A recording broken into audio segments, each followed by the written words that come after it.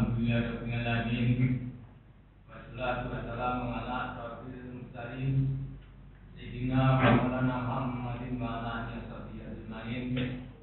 Subhanaka la ilma lana illa ma 'allamtana innaka antal alimul hakim. Rabbi shrah li sadri wa yassir li amri wa hlul 'uqdatam min lisani yafqahu qawli. Amin. Jamaah salat Isya dilangsungkan setelah tarawih salat yang mengucapkan Allah yang betul-betul kami hormati. Marilah sebelum kami menyampaikan sedikit tutum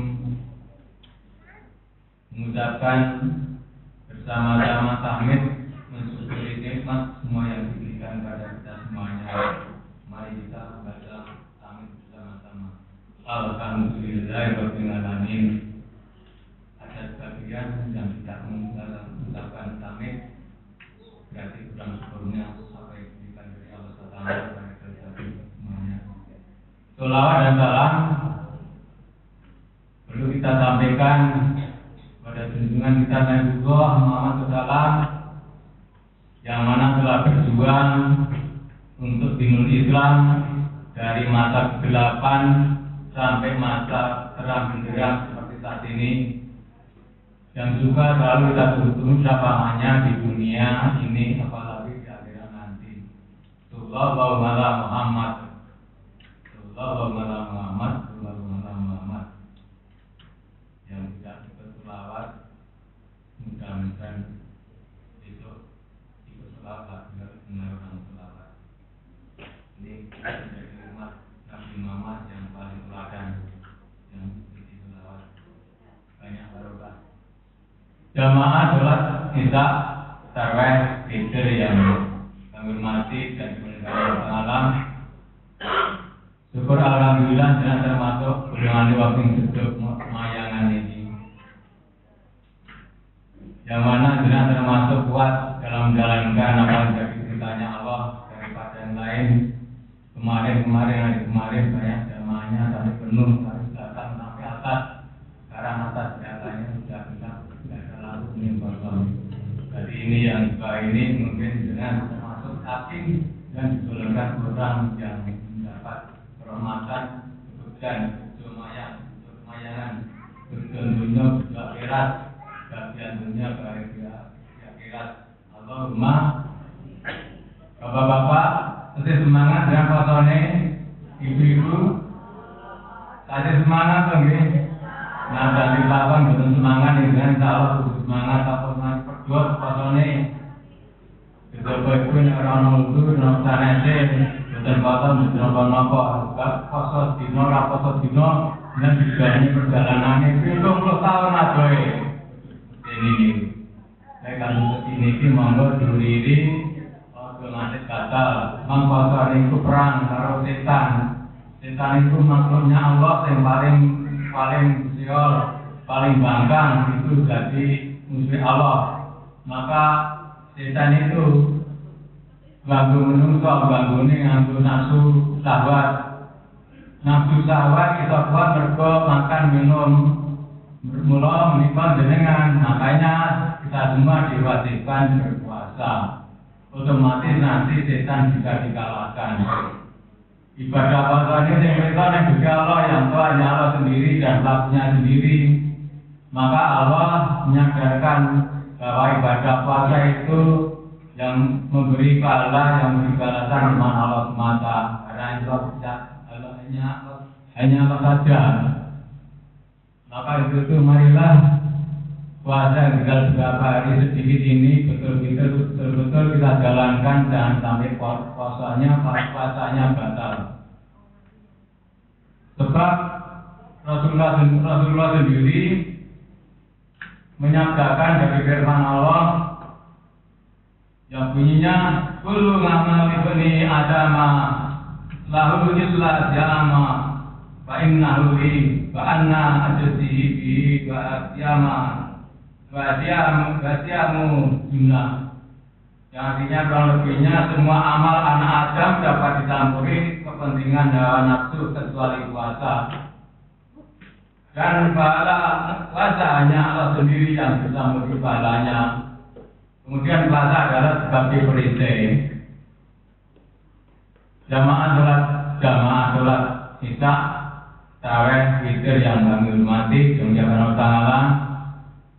Tentu saja kita puasa kalau bisa kita sadari jangan sembarangan. Setidak-tidaknya puasanya ya jangan asal mendapat lapar dan dahaga saja, menahan nafsu makan, nafsu syahwat. Bisa-bisa kita berusaha semaksimal mungkin sesuai dengan kemampuan masing-masing. Soalnya dari masing-masing orang juga berbeda-beda tingkat ketakwaan, tingkat keimanan kepada Allah Ta'ala. Maka di sini puasa itu bisa digolongkan menjadi 3 bagian golongan. Yang satu golongan awam, yang kedua golongan istimewa, yang ketiga golongan teristimewa. Yang golongan awam ialah orang-orang yang puasanya cuma dapat lapar, menahan lapar, minum, dan menahan nafsu syahwat. Itu puasanya orang awam.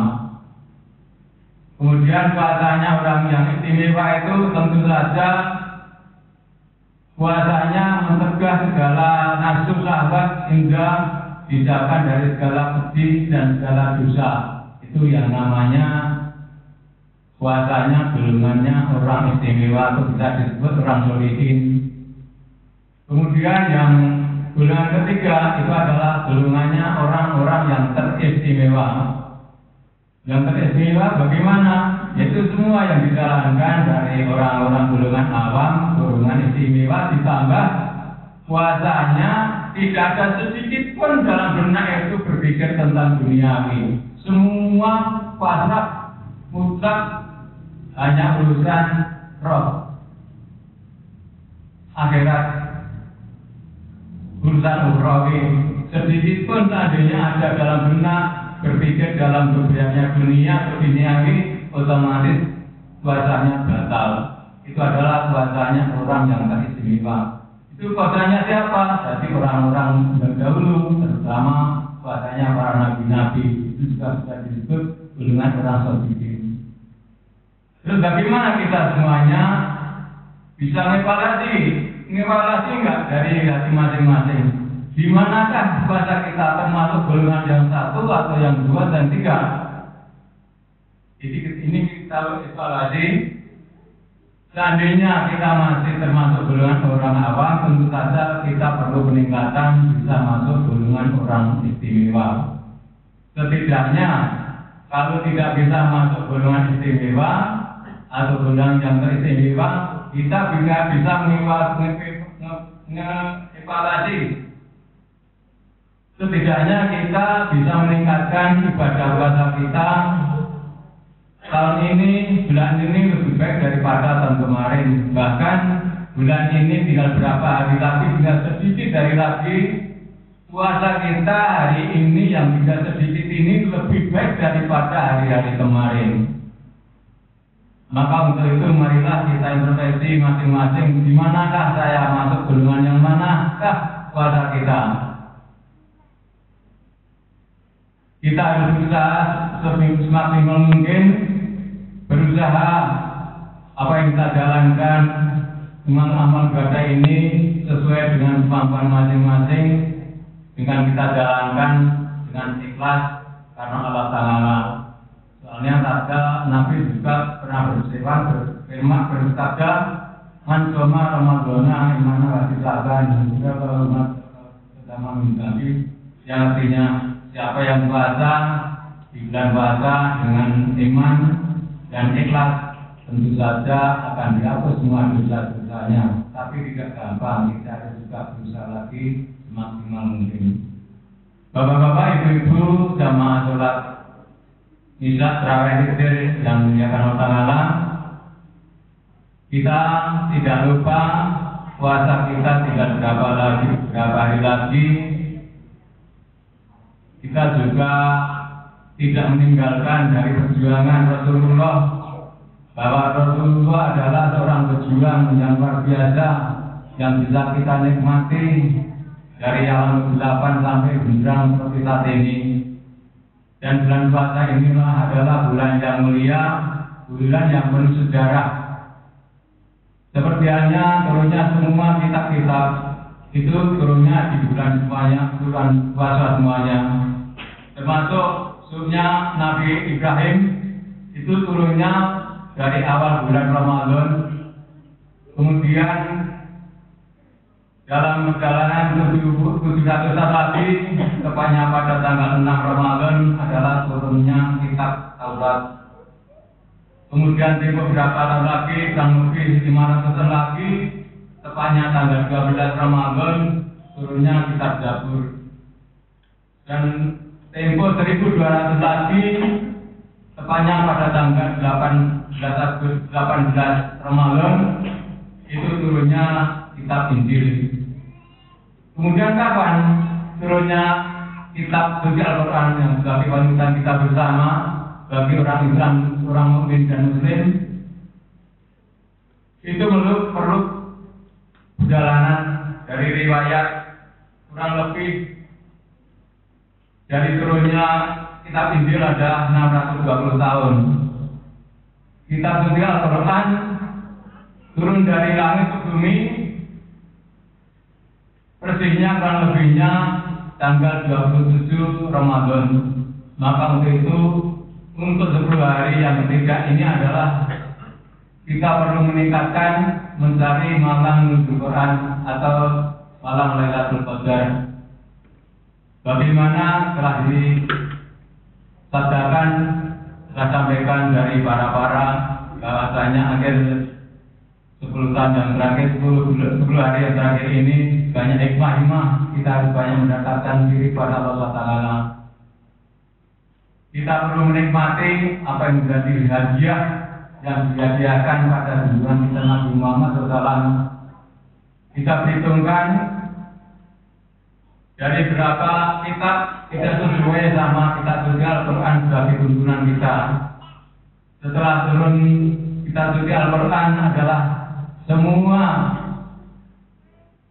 umat Islam, kaum muslim dan yang mukmin diwajibkan untuk mempercayainya dan tidak diwajibkan untuk mensyariatkan, karena kitab suci Al-Quran adalah kitab yang sudah disempurnakan, termasuk di dalam buku ini adalah dari buku-buku dari kitab-kitab yang telah diturunkan yang terlebih dahulu. Karena ini adalah perjuangan Rasulullah mengingat buku-buku yang telah diturunkan dari para nabi yang dulu, seperti Nabi Adam itu umurnya kurang lebih 2000 tahun. Kemudian Nabi Nuh itu 960 tahun. Masih banyak nabi-nabi yang lain tapi umurnya lebih panjang daripada Rasulullah. Ada yang 800 tahun, ada yang 200 tahun, ada yang 300 tahun. Terus bagaimana perjuangan seorang nabi kita Muhammad SAW?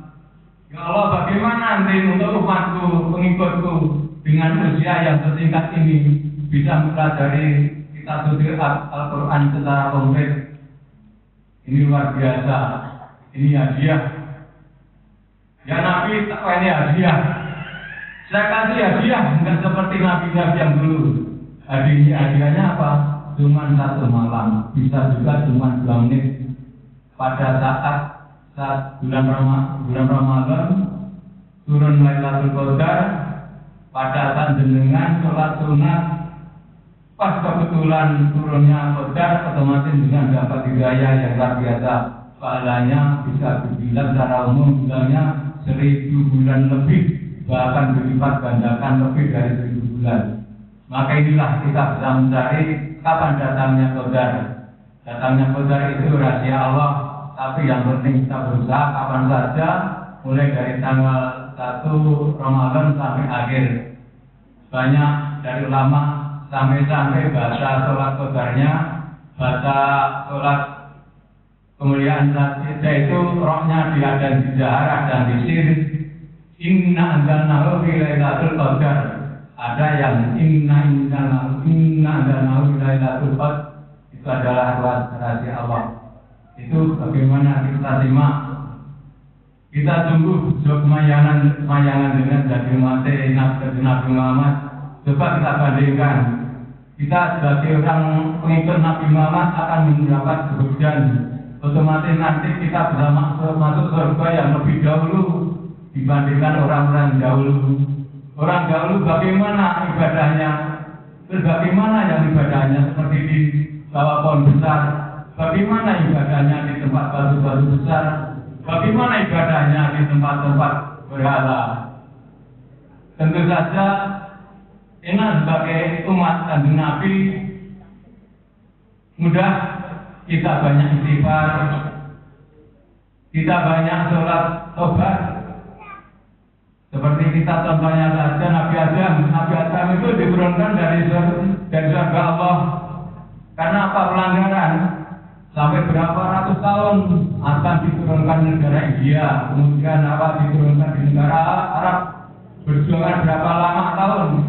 Akhirnya akan suruh tobatnya Adam adalah di negara Arab. Kita enak.